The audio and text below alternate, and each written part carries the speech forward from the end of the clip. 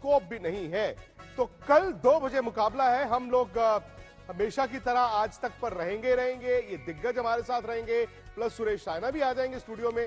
तो आप तो जुड़िए। लेकिन उसके अलावा जैसे अभी इंग्लैंड देखिए, world cup tata bye bye खत्म उनका होने वाला है। तो वो सब कवरेज कहां पर चल रही है? हमारे यूट्यूब।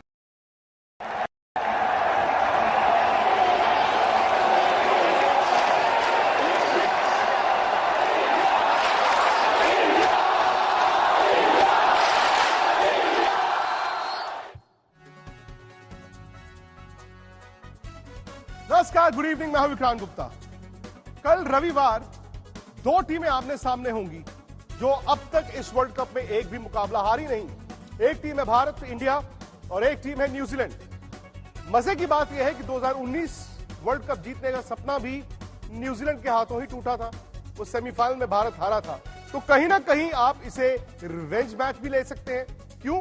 क्योंकि भाई उस हार का बदला लेना है। लेकिन उस हार के बदले से ज्यादा बड़ी कहानी यह है कि अगर भारत ये मैच जीतता है, जो कि उसको जीतना चाहिए, तो फिर इस वर्ल्ड कप में इंडिया का वर्चस्व कामिल हो जाएगा। कल मुकाबला धर्मशाला में खेला जाएगा। तो अगले 1 घंटे हम बात इसी मैच की करेंगे। मेरे साथ हमेशा की तरह 3 वर्ल्ड चैंपियंस होंगे। मेरे साथ स्टूडियो में मदन लाल जी हैं। लेकिन आपको यह बता दें कि हरभजन सिंह तो मुंबई से जुड़ेंगे, लेकिन धर्मशाला से सुनील गावस्कर साहब है। सनी भाई धर्मशाला में है, यानी कि ग्राउंड जीरो। फिलहाल तो उन्हें देख के लग नहीं रहा है कि उन्हें बहुत ज्यादा ठंड लग रही है, क्योंकि वो शायद एक पतले से कार्डिगन में है। और साथ ही साथ राहुल रावत आपको दिख रहे हैं, वो धर्मशाला ग्राउंड के बिल्कुल बाहर खड़े हैं, जहां थोड़ी देर पहले भारत के कोच राहुल द्रविड़ आए, प्रेस कॉन्फ्रेंस हुई, उसकी हाइलाइट्स क्या है वो भी दिखाते हैं। और इस वक्त जब हम बात कर रहे हैं, भारत की टीम प्रैक्टिस कर रही है। तो बड़ा सवाल पहले यही है राहुल आपसे कि हार्दिक पांड्या की जगह अब ये बैलेंस टीम का कैसे होगा?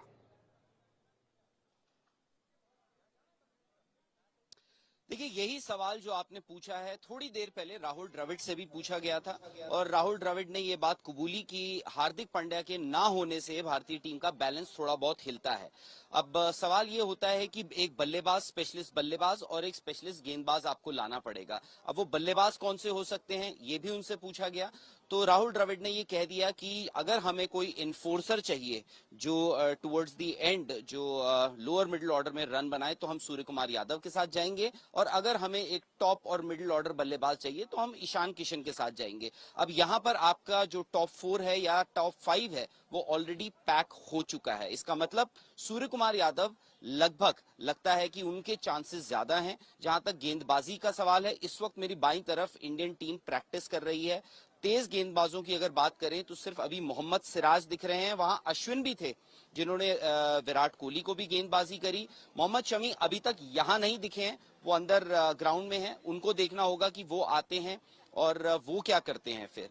तो उस लिहाज से एटलीस्ट सूर्य कुमार यादव लग रहा है कि वो खेलते हुए नजर आ सकते हैं। और राहुल द्रविड़ की अगर माने तो काफी हद तक उन्होंने इंडिकेशन दिया है कि भारतीय टीम 3 तेज गेंदबाजों के साथ भी जा सकती थी। जैसे ही लोगों को लगा कि अच्छा 3 तेज गेंदबाजों के साथ जा रही है, वहीं राहुल द्रविड़ ने कहा कि 3 स्पिनर्स के साथ भी जा सकती है। बट मेरा मानना यह है कि भारतीय टीम इन कंडीशंस में, क्योंकि इस वक्त जो विकेट है उस पर थोड़ा सा ना घास है। ये बड़ी खबर है कि ग्राउंड जीरो जहां पर राहुल रावत है, वो कह रहे हैं जी विकेट पे घास है। वहां पर टेम्परेचर भी गिर चुका है। ड्यू तो होगी ही होगी।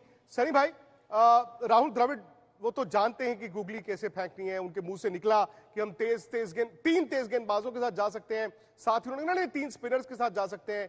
वो 3 विकेट कीपर्स भी कह सकते थे। लेकिन आपके लिहाज से भारत की आइडियल 11 वो क्या है, ये देखते हुए कि हार्दिक पांड्या नहीं है? देखिए, हार्दिक पांड्या ना होने से दो दो खिलाड़ियों को लेना पड़ेगा।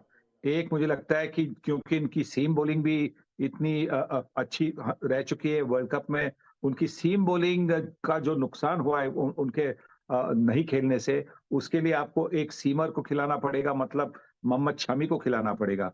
और जैसे कि राहुल रावत ने हमें बताया कि वहां पे घास है, तो जरूर फास्ट बॉलर, सीम बॉलर जरूर काम आएगा। और अगर उन हार्दिक पांड्या की बल्लेबाजी की बात हो रही है, तो मैं समझता हूँ कि नंबर 6 पर अगर आपको खिलाना है, तो आप बाएं हाथ के ईशान किशन को खिला सकते हैं।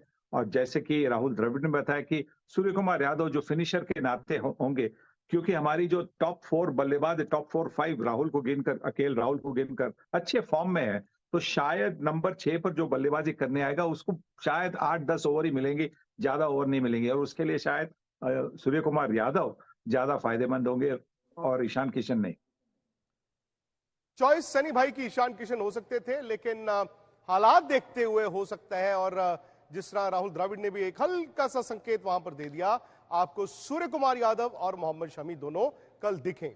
लेकिन यह नहीं भूलना कि यह मैच न सिर्फ इस वर्ल्ड कप की कहानी है, बल्कि ये पिछली अधूरी कहानी भी।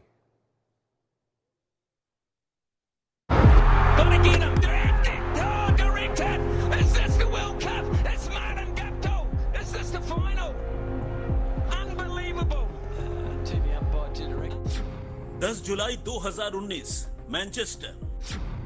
न तारीख भूली न वो दिन, ले लो बदला गिन गिन। 4 साल से ज्यादा हो गए वो मनहूस पल अब भी दिल दुखाता है।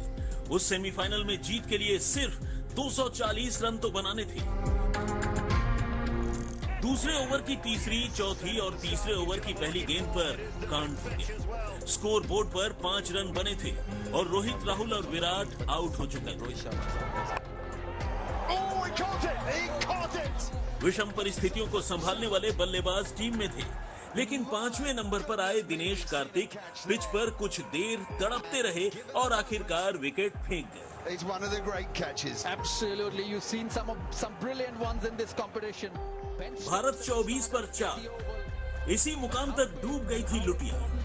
खैर, एक साझेदारी हुई थी हार्दिक और ऋषभ पंत में, लेकिन स्कोर बोर्ड पर 71 रन जुड़ते ही पंत लूज शॉट पर आउट हो गए। Accuracy, patience, and in the end, Pant simply couldn't resist. Score से 100 पहुंचने से पहले हार्दिक भी विदा। Williamson underneath it. It's not easy, but he takes it. वो जडेजा का कैच आउट और धोनी का रन आउट होना, वो सबसे बड़े सपने का क्षण से टूट जाना, वो मायूसी, वो गम, वो एक तरह का मातम।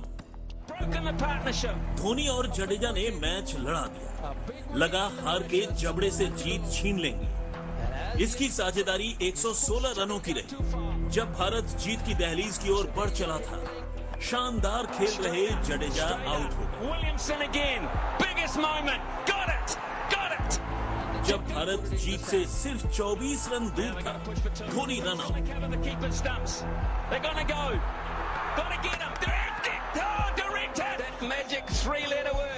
और इसी के साथ भारत भी वर्ल्ड कप से आउट। 350 वनडे मैचों के करियर में धोनी पहले के बाद आखिरी वनडे में ही रन आउट हुए। दिल इसे मानने को मंजूर नहीं था, आंखें सच देखने को राजी नहीं। 4 साल बाद जब भारत फिर सपने संजोए बैठा है, न्यूजीलैंड को हराने से करार मिलेगा। आज तक ब्यूरो। वो दिन मदन जी, वो शाम तो कहां भुला सकते हैं, वहां तो सपना टूट गया था, लेकिन 4 साल बाद अब दोबारा से उस सपने को आप हकीकत में बदल सकते हैं। क्यों? क्योंकि भारत और न्यूजीलैंड, ये 2 टीमें इस वक्त अनबीटेबल है। ये दोनों टीमें हारी नहीं है। दूसरी तरफ साउथ अफ्रीका एक अलग तरह की क्रिकेट खेल रहा है, ऑस्ट्रेलिया अलग तरह की क्रिकेट खेल रहा है, और ये तो साफ होता जा रहा है कि ये 4-5 टीमें हैं जिनके दरमियान ये लड़ाई चलेगी। लेकिन भारत को कल की लड़ाई जीतनी है कई वजहों से। जैसे मैं आपको बता ही रहा था, सबसे बड़ी वजह यह है कि आप इस टूर्नामेंट में मोमेंटम अपने पास रखना चाहते हैं। दूसरी वजह यह भी है कि आप टेस्ट करना चाहेंगे मदन जी अपने आप को ऐसी कंडीशंस में, जैसे राहुल ने बोला, हल्का घास है, रात को ठंड हो गई, पता नहीं आप टॉस जीतेंगे नहीं जीतेंगे, लेकिन ऐसी कंडीशंस में आपका इम्तिहान हो जाएगा नॉकआउट से पहले। नहीं, डेफिनेटली होगा, क्योंकि देखिए अगर घास रखा हुआ है शिमला में, धर्मशाला में आप मैच खेल रहे हैं तो थोड़ी ठंडी जरूर है, गेंद सीम भी करेगा, क्योंकि अभी नॉर्थ इंडिया में जो थोड़ी सी ठंडी हो चुकी हुई है, तो गेंद तो सीम करेगा ही करेगा। बाकी अगर दोनों टीमों की विक्रांत तुलना करें तो दोनों टीमों के बल्लेबाजों ने रन बनाए, उनके बल्लेबाजों में रन बनाए। अगर पैटर्न से देखें तो उनके भी टॉप क्लास जो बल्लेबाज हैं उन्होंने रन बनाए। हमारे अच्छी फॉर्म में चल रहे हैं बॉलर्स, अगर उनके बॉलर्स ने भी विकेट्स निकाले हुए हैं। पर ये देखने वाली बात यह है कि भारत को ये मैच को जीतना बहुत भारत के लिए जरूरी है, और जैसे आपने कहा कि आपकी टेस्टिंग हो सकती है, और देखिए ऐसे टफ मैचेस होना भी बड़ा एक आपको, अगर आप जीते हैं तो आपको एक आत्मविश्वास दिलाता है। और हार्दिक पांडे के जाने से थोड़ा सा टीम में थोड़ा सा हल्का सा ऊपर वो नीचे आता हुआ है, लेकिन वो अब देखें, किसी भी बड़ी टीम को मुझे तो लगता है मदन जी तैयार रहना चाहिए कि आपका कभी भी कुछ भी हो सकता है। तो फिर अच्छी बात यह है कि लीग स्टेज में हो गया। अच्छी बात यह है सलीम भाई कि लीग स्टेज में हो गया। शायद वो लखनऊ वाला अगला मैच जो है उसके लिए फिट भी हो जाएंगे। हार्दिक पांड्या बैलेंस देते थे, लेकिन अच्छी बात यह है कि इस वक्त जब हम सनी भाई बात कर रहे हैं, कोई फिल इन द ब्लैंक नहीं है। फिल इन द ब्लैंक यानी कि यार ये कमजोरी है। आपके तेज गेंदबाजों ने, अगर आप आंकड़ा देखें, विकेटें ली हैं। आपके स्पिनरों ने भी उससे जबरदस्त गेंदबाजी की है। जी बिल्कुल, मतलब एक संतुलित टीम बनती थी हार्दिक पांड्या की टीम में होने से।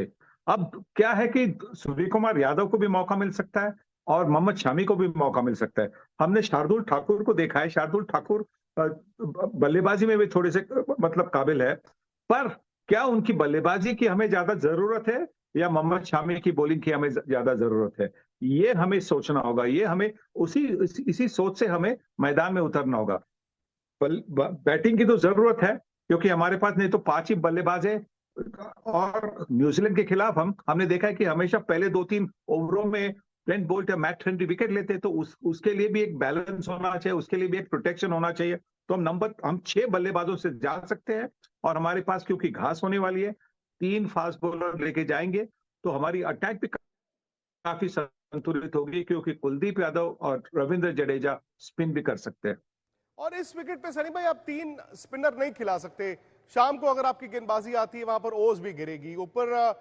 ये छोटा मैदान भी है, हाई ऑल्टीट्यूड है, तो गेंद ट्रैवल भी करता है। आपका मिस हिट भी जो है वो चक्का हो जाएगा। लेकिन अगर आप न्यूजीलैंड की बात करें, न्यूजीलैंड की ताकत क्या है?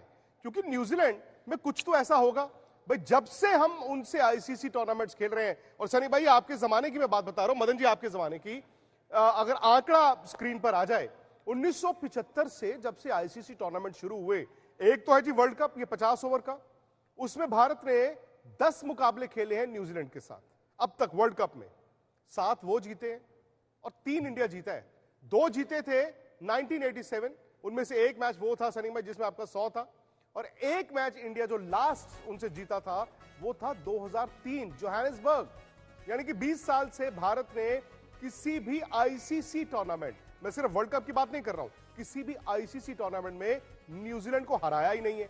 तो ये कहीं ना कहीं सनी भाई मौका एक रहता है कि भाई नॉकआउट में ये मैच आए, उससे पहले लीग में ये जो कहते हैं ना मंकी ऑफ योर बैक, ये पीठ से उठा दीजिए, उसको हटा दीजिए।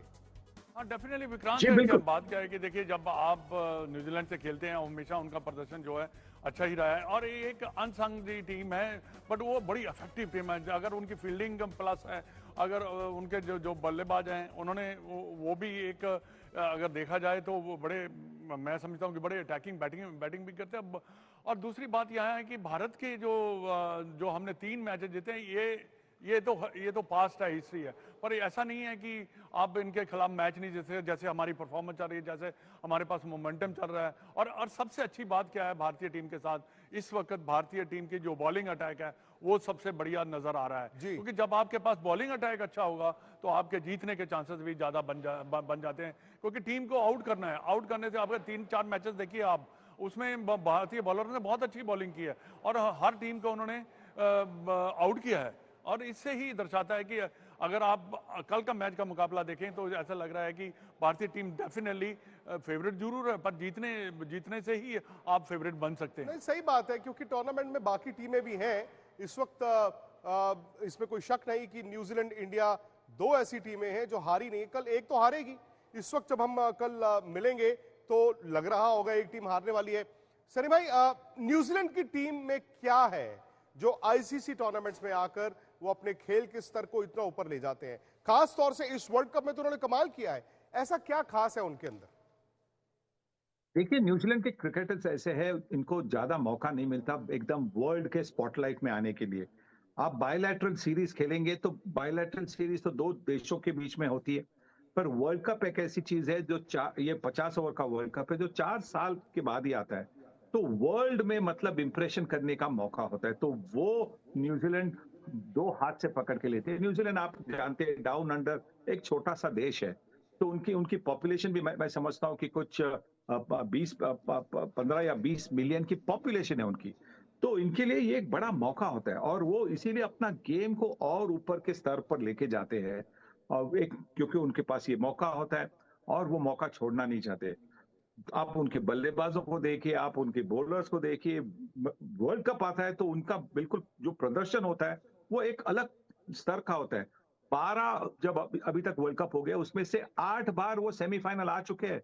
पिछले 2 वर्ल्ड कप में 2015 और 2019 के वो रनर्स अप है, क्योंकि वो वर्ल्ड जो पहला मैच हुआ था चेन्नई इंडिया ऑस्ट्रेलिया और जो अहमदाबाद पाकिस्तान इंडिया का मैच हुआ है, उन पिचेस को एवरेज कह दिया है। अभी आए राहुल द्रविड़ गुस्से में, उन्होंने बोला यार ये आईसीसी ने इन पिचेस को एवरेज कैसे कह दिया है। और मैं तो हैरान हूं कि अहमदाबाद में तो भी पाकिस्तान एक स्टेज पे 30 ओवर में 155 था। तो मैं यही है सवाल की मतलब क्या अब हमें उस तरह की पिचेस चाहिए जहां 500 रन बने? देखिए, आईसीसी के हर मैच में अलग अलग मैच रेफरी है। वो उनको क्या क्राइटेरिया दिया जाता है कि किस तरह से वो रेटिंग करे, वो तो पब्लिक है नहीं। अगर पब्लिक हो जाए तो उससे पता चलेगा कि हाँ भाई, ये सचमुच एवरेज है या ये खराब पिच है। वो जो क्राइटेरिया है, अगर आईसीसी, क्योंकि आईसीसी जो क्राइटेरिया देती है मैच रेफरी को, क्राइटेरिया होगा ना कि इस तरह से आप डिसाइड कर सकते, रेटिंग दे सकते हैं। तो वो अगर पब्लिक में आ जाए, पब्लिक में आएगा तो फिर लोगों को भी पता चलेगा, फैंस को पता चलेगा कि क्या भाई सही माने ये एवरेज पिच है कि नहीं। चलिए सनी भाई, बहुत बहुत शुक्रिया आपका भी, मदन जी आपका भी। राहुल